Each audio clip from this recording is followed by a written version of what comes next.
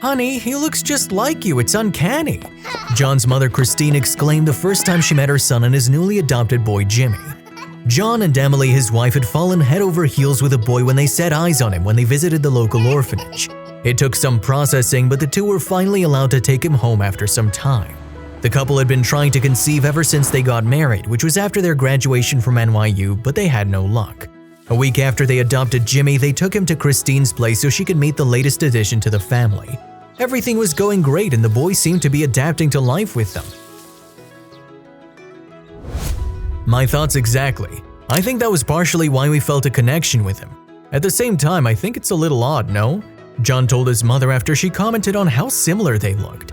They sat sipping beer and watching Emily running around the yard with their boy and Luna, the family dog. "I guess it was meant to be. I'm glad you adopted him, son. I'm very proud of you because some people find it hard to take in grown kids," his mom said, giving him a pat on the back and smiling at the peaceful scene before her. "Yes, well, we were told he had once been adopted, but the adoptive parents got cold feet at the last minute and returned him. No one had attempted to adopt him since then," John said. "It was quite sad listening to his history. Why would anyone do that?" he finished. "It does sound terrible," his mom replied. "I can't believe they did that. I wonder what happened to his birth parents." They were yet to complete the paperwork for the adoption, so they were allowed to return him. If the case had been otherwise, it would have been considered a crime. According to the director at the orphanage, the birth mother vanished after giving him up.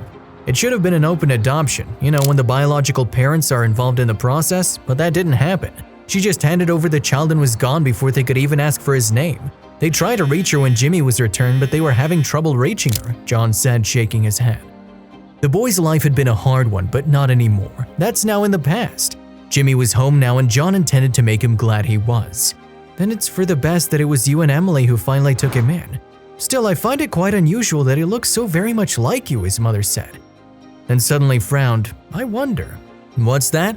John asked, staring at his mother's face, trying to read her expression.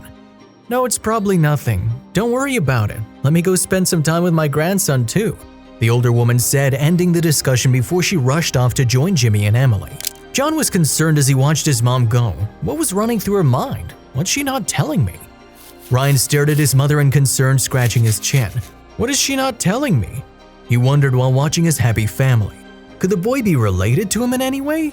Maybe they were linked by a distant relative with particularly strong genes. I should look into it, he thought, then resolved to ask his mom more later on. The time they spent at his parents' went well.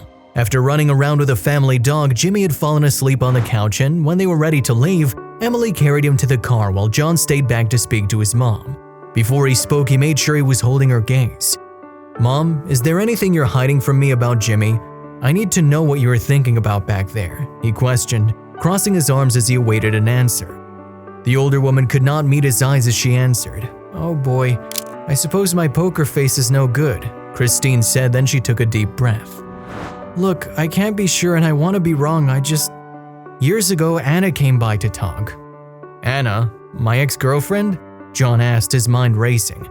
"Yes, it had been a few months after you left. She came here and told me she was pregnant. Of course, I didn't believe her. Her belly was flat and you guys were done. It was quite dramatic. You told me you weren't on speaking terms, so I feared she was trying to trap you into taking her back, so I told her to get lost and forget about us," she revealed. John's hand flew to his mouth. "Mom, I can't believe this. Why did you keep this a secret?" "She never returned. After some days passed, I decided it had been a liar that she'd left town. I'm so sorry, but I don't think Jimmy can be that child. It's too much of a coincidence," Christine told her son, hoping she was right. "If she'd been indeed pregnant right after our split, it could very well be Jimmy. He's about the right age," John pointed out, running a frustrated hand through his long dark hair. Anna had been the only lady John had a romantic relationship with before he met Emily, but their relationship had ended when he was admitted into a college in New York. Anna had not been enthusiastic about leaving San Antonio, Texas. He'd gotten some calls from her while in school, but he just ignored them. He would not get into a long-distance relationship. Now that he thought back, he realized she might have been calling him to inform him about the child. What will you do if he's really Anna's son? His mother wondered, concern and guilt written all over her face. I'll do my best to get to the bottom of this, John told Christine in a serious voice. Don't fret too much, Mom. I think she attempted to let me know what happened all those years ago, but I didn't return her calls. We've both turned our backs on her, but now we're going to do what's right. He hugged his mom, then walked to his car where his wife and son were waiting. Later that night, he spoke to Emily about what he'd learned. I never thought. I mean, the resemblance is quite uncanny, but I just wrote it off as a coincidence. What do we do now? She asked. I have no idea. I don't even know where to begin. I suppose the orphanage may be able to give us more information. After all, they called it an open adoption, John mumbled uncertain. That's it, Emily exclaimed suddenly, then she got up from their bed and quickly dug through some of the folders they kept on their desk.